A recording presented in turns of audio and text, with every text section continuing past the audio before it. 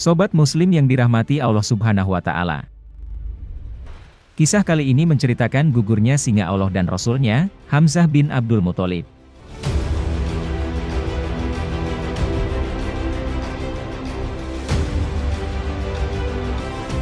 Di video sebelumnya, Hamzah bin Abdul Muthalib menjadi salah satu komandan perang di Lembah Badar.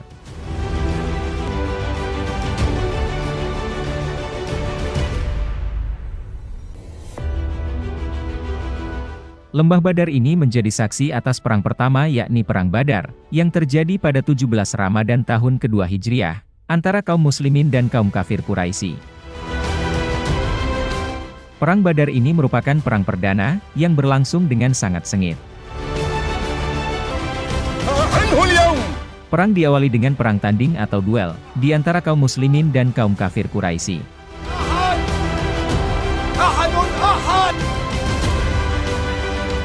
Dari pihak kaum muslimin, Hamzah bin Abdul Muthalib, Ali bin Abi Thalib dan Ubaidah bin Al-Harits pun maju menantang duel itu. Dari pihak Quraisy, tokoh Quraisy yang paling membenci Nabi, ayah Hindun Utbah bin Rabi'ah, adiknya Syaibah bin Rabi'ah, dan anaknya Al-Walid bin Utbah, maju untuk menjawab tantangan tersebut.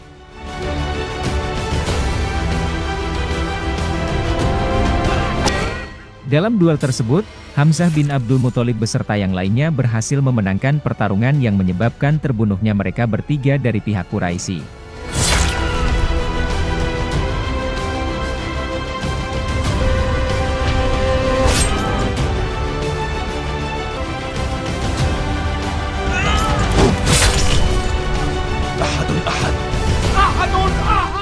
Maka berkaitan dengan peristiwa inilah, menjadi asbabun nuzul turunnya ayat dalam Al-Quran. Inilah dua golongan, golongan mukmin dan golongan kafir yang bertengkar, mereka saling bertengkar mengenai Tuhan mereka. Maka orang kafir akan dibuatkan untuk mereka pakaian-pakaian dari api neraka. Disiramkan air yang sedang mendidih ke atas kepala mereka. Dengan air itu dihancur luluhkan segala apa yang ada dalam perut mereka dan juga kulit mereka, dan untuk mereka cambuk-cambuk dari besi. Setiap kali mereka hendak keluar dari neraka lantaran kesengsaraan mereka, niscaya mereka dikembalikan ke dalamnya. Kepada mereka dikatakan, rasailah azab yang membakar ini. Quran Surat Al-Hajj, ayat 19-22.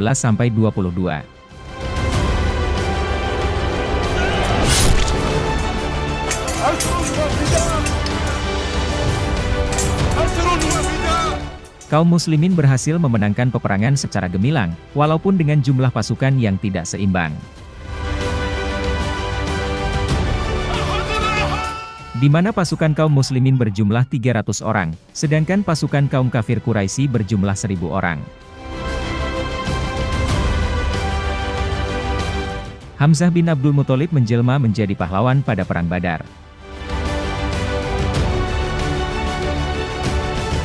Sehingga ia yang dulunya dijuluki sebagai sang pemburu singa, kini ia dijuluki singa Allah dan Rasul-Nya karena kegigihannya itu dalam membela agama Allah dan Rasul-Nya.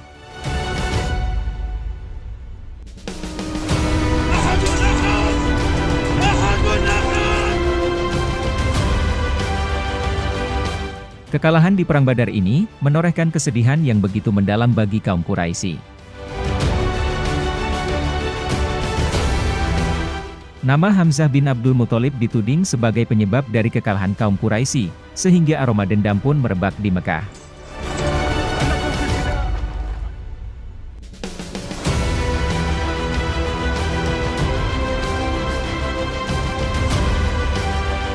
Sang istri Abu Sufyan bin Harb, yakni Hindun binti Utbah bertekad membalas dendam kepada kaum muslimin.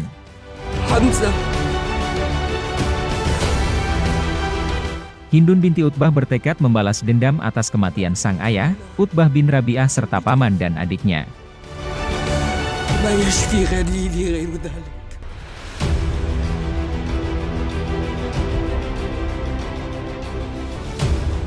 Setelah berlalu 1 tahun, tepatnya di tahun ketiga Hijriah, waktu yang dinanti-nantikan kaum Quraisy itu pun akhirnya tiba. Kaum Quraisy dipimpin Abu Sufyan bin Harb bergerak menuju ke medan Uhud, dengan membawa personil sekitar 3.000 pasukan. Tentu saja, Rasulullah dan Hamzah menjadi sasaran utama mereka.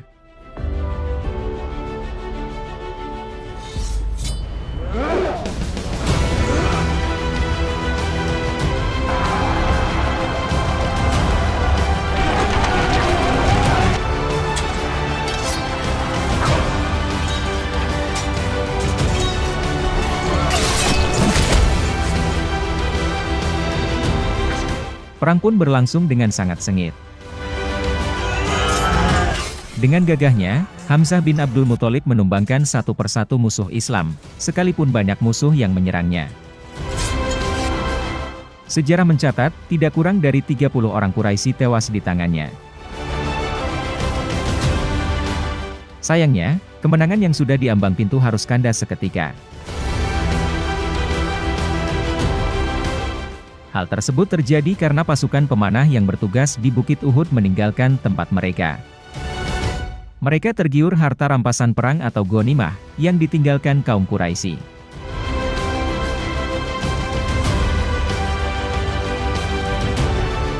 Melihat hal itu, pasukan Quraisy yang dipimpin oleh Khalid bin Walid yang pada saat itu belum memeluk Islam, tidak menyia-nyiakan kesempatan tersebut. Mereka berputar arah menuju balik Bukit Uhud, sehingga pasukan Quraisy menyerang kaum muslimin dari arah depan dan belakang. Pada situasi ini Hamzah bin Abdul Muthalib tidak menyadari bahwa seorang budak bernama Wahsy bin Harb dengan tombak di tangannya sedang mengincar dari kejauhan.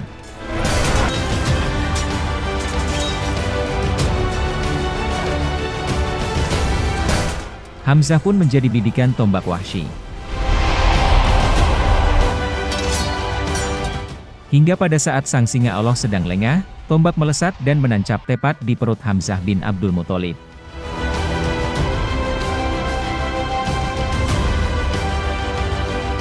Paman tercinta Nabi ini, dengan sekuat tenaga berusaha bangkit untuk menyerang Wahsy. Tapi tombak Wahsy begitu dalam melukainya, sehingga hanya beberapa langkah saja Hamzah tumbang, dan menghembuskan nafas terakhirnya.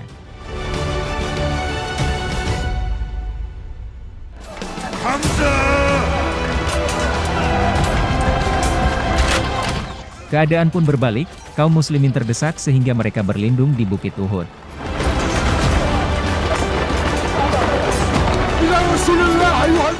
Rasulullah pun menjadi sasaran utama mereka hingga membuat beliau terluka.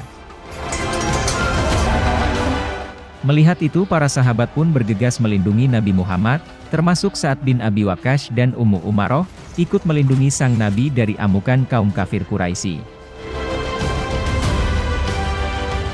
Sekitar 70 orang dari kaum muslimin gugur sebagai syahid.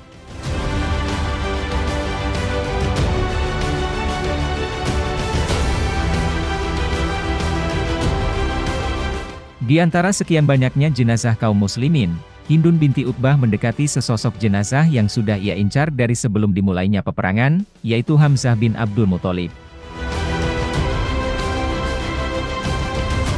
Dengan tatapan mata penuh dendam yang menyala, ia mengoyak tubuh Hamzah kemudian mengambil jantungnya, lalu dikunyahnya jantung itu namun ia memuntahkannya.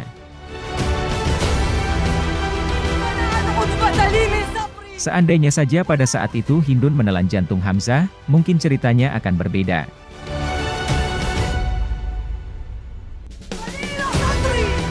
Karena Rasulullah Shallallahu Alaihi Wasallam bersabda, kalau saja dia menelannya, tentu dia tidak akan tersentuh api neraka karena Allah mengharamkan bagi neraka untuk menyentuh bagian daging Hamzah sedikit pun. Hamzah bin Abdul Muthalib meninggal dengan tragis menjadi syuhada pada Perang Uhud yang terjadi pada tahun 625 Masehi.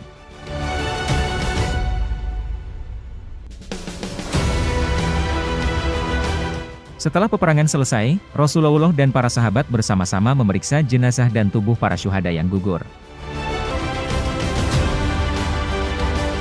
Langkah Rasulullah terhenti saat berada tepat di depan jenazah sang paman tercinta, Hamzah bin Abdul Muthalib.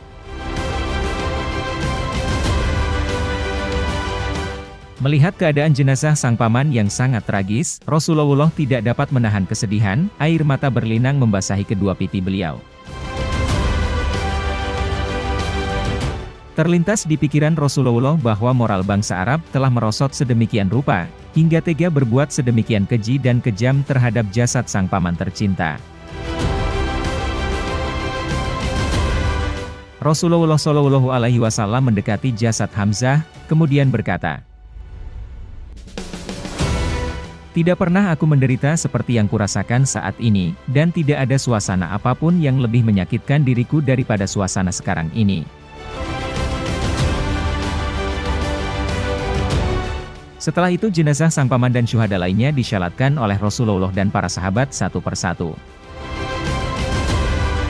Pertama jenazah Hamzah disyalatkan, lalu dibawa lagi jenazah seorang syahid untuk disyalatkan, sementara jenazah Hamzah tetap dibiarkan di tempat itu. Lalu jenazah itu diangkat tetapi jenazah Hamzah tetap di tempat itu, kemudian digantikan dengan jenazah yang ketiga dan dibaringkannya di samping jenazah Hamzah, dan seterusnya. Maka jika dihitung Rasulullah dan para sahabat telah mensyalatkan Hamzah sebanyak 70 kali. Begitu dalam cinta Rasulullah SAW kepada sang paman. Kematian sang paman yang sangat tragis begitu melekat di ingatan Rasulullah SAW, sehingga menciptakan kesedihan yang menusuk hati beliau atas syahidnya sang paman.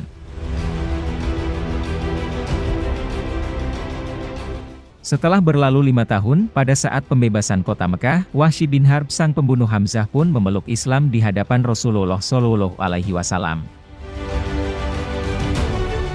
Keperihan hati Rasulullah yang belum hilang, semakin dirasakan Rasulullah saat mendengar cerita Wahsy bagaimana ia membunuh Hamzah. Maka setelah itu, Rasulullah tidak ingin melihat wajah Wahsy dan memintanya untuk menjauhi beliau. Walaupun Rasulullah menerima keislaman Wahsy, namun jika dilihat dari sisi kemanusiaan Rasulullah tidak ingin melihat wajah Wahsy. Itu sebabnya Rasulullah mengadukan dirinya kepada Allah Subhanahu wa Ta'ala. Ya Allah, inilah aku. Jangan engkau hukum aku, karena tidak bisa menerima ini. Tapi aku sudah memaafkan Wahsy.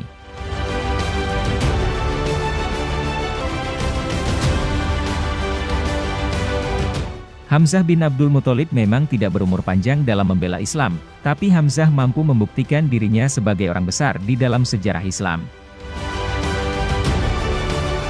Bahkan dalam kiprahnya yang pendek itu Hamzah mendapat gelar Asadullahi wa Asadu Rasuli, singa Allah dan Rasulnya. Bahkan gelar paling mulia pun disandangkan kepadanya, yakni Sayyidusi Syuhada, yang artinya pemimpin orang-orang yang syahid. Orang-orang yang syahid mendapatkan posisi yang sangat mulia, maka sungguh luar biasa jika pemimpinnya Hamzah bin Abdul Muthalib. Jenazah Hamzah bin Abdul Muthalib dimakamkan di Madinah, yang sampai saat ini menjadi tujuan para peziarah haji dan umroh dari seluruh dunia. Hal ini, hendaknya bisa menjadi pelajaran berharga untuk kita semua. Orang boleh saja berumur pendek, tetapi bagaimana caranya di usia yang pendek itu bisa melampaui orang-orang yang usianya lebih panjang daripada dirinya. Hidup bukanlah seberapa panjang usia kita, tetapi seberapa berkah usia itu hingga dipadati akan kebaikan dan keberkahan. Artinya, kita tidak pernah tahu berapa lama Allah memberikan usia pada kita, sehingga isilah waktu yang ada dengan kebaikan seperti yang dilakukan Hamzah bin Abdul Muthalib.